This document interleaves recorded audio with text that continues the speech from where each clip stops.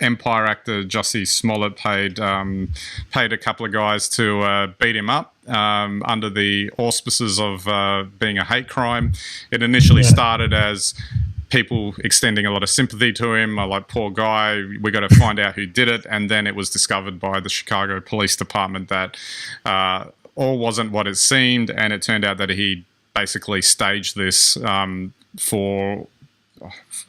he's basically saying he wanted more money or something for his TV contract, more publicity. I should also point out it's all alleged, so we can't say definitively, of course. You know, as all the comedians have said, allegedly. But I not so much want to dive too much into the case itself, but other than the fact that, you know, obviously someone doing this is just... it's reprehensible, really, and it kind of, I guess, it set off a whole discussion around what happens to real victims who have been really attacked. Does it cast doubt on their stories? Does it make it harder for them to come forward about this sort of stuff? And what do we do in the instances of this where, you know, it's a fake and, you know, the certain other types in the media will probably jump onto that, saying that all the other ones that get reported are like this.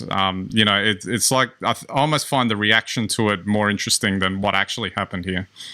Yeah, well, I'm probably more interested in the motivation, and I take away the whole race thing. Now, Ben, you and I have been involved in making films for a long time now, and I remember very early on in our careers, I got a call. I think we'd been holding some auditions, and I got a call from a guy who was an actor, or a writer-actor, and he wasn't actually interested in being in our films.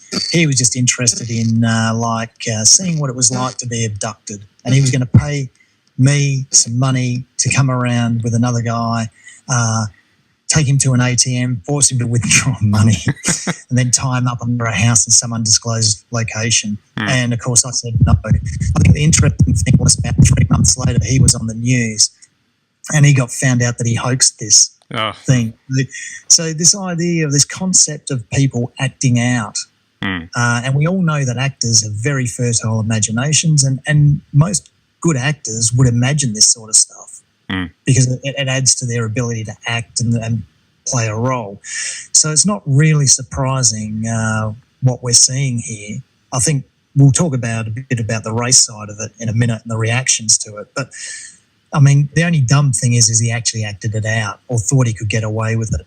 Well, it seemed like he didn't think it through very carefully. Like, for instance, you'd probably want to get more casting to type when it came to the people who beat him up, or the fact that he paid these two guys by check instead of cash, for instance. He's not a director or a producer, quite obviously. Yeah, that's right. So, and on top of that, the two guys turned on him pretty much straight away under police questioning. So, and now it would appear that he's been... well, they're very serious allegations. Yeah, and plus the Fox has let him go from Empire for the last 2 episodes of the season, pending further review, etc., etc. That's a hefty price to pay. Well, I mean, I don't know how you could go back to work, be taken seriously. No one would want him there, I would have thought. But we've worked with people like this, though, Ben, haven't we? It's true. This is the seedy side of the business, folks, and it's not quite what you'd expect. Just moving on to just the reaction. This is where I find it's most interesting. So, we've talked about the partisan side of things and the extremes where things have gone too left, too right, and it seems like this story has exacerbated, or not exacerbated, but has highlighted how this works. So when it was revealed that he'd been attacked, there was obviously the left outcry that, you know, the victim, etc., etc., we got to do something. There was the right that probably said, you know, yeah, right, it's a hoax. Then when it became a hoax, the right went off their nunner about it. The left sort of went a bit more silent about it. And instead of maybe, I think one of the more moderate ways to look at it is that as a journalist, say, journalistic point of view, Perhaps it should have been, yep, take the allegation seriously, but investigate it and figure out what's actually going on, as opposed to writing a headline, victim, we got to do something about it in the first instance. And striking that tone would potentially allow us to continue to listen to real victims while still finding a balance between that and, say, something like this, which is at the complete opposite end of the spectrum that needed to be investigated and worked out so we could get to the truth of it. Well, this is a really good point, and we've once again spoken about this a lot. Pardon me. I actually read the original report of the incident, and it was just an account of what was claimed to have happened, and there was a subtext that there was some sort of gay or race hate involved. But what happens in the modern age is it just takes one article like that, and then all your opinion people pile in on both sides, creating a polarised debate.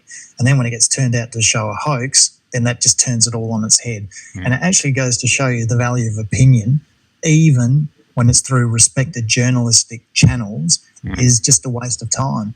In fact, I think if the media really thought about it, the traditional media really thought about it, they'd separate opinion from fact, and they'd run news stories and they'd run opinion pieces, but actually mark them up as such. And because all opinion does is attract people that agree in the little echo chamber, but the actual story itself. And in this case, all the I guess conjecture and diatribe that's been going on around this had nothing to do with the facts. The facts are somebody made up a story, allegedly. We think now made up a story, and things weren't what they seemed. And that's the story. And, should we despise him? Well, no. Was it dumb? Yes. Was it not helpful? It was definitely not helpful. But it is what it is. It's not really part of the debate about race or sexuality and hate crime. What about people raging on about it? What about this idea that as a culture we're focused on a specific story as opposed to an issue? So, for instance, we can talk about hate crimes, racial issues, whatever, and talk about this broad context of an issue that affects us all, but that doesn't capture anyone's interest. What happens is you take a story like this and it's got a sharp focus to it, and then all of a sudden people start to fire up, and it seems like that's the only way. But the thing is, it's skewed. So there's no way to really engage with maybe the underlying issues that are there. Well, that's absolutely right. And I think the other thing that we're starting to see in this world where, people must be heard, and I want to be careful about how I say that because I don't disagree with what I'm about to say, but, that there is an element of if you think it's real, it is real. And this is the sort of thing that happens when you think something's real, and therefore you take a cause and you take a side. But when it turns out not to be real, what does that do to the value of your beliefs? It actually diminishes them. And I think that's really, in this case, that's been the big damage that Smollett has done.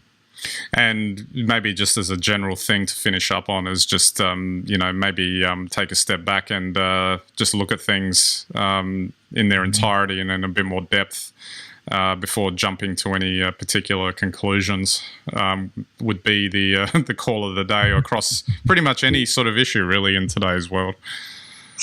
Very true.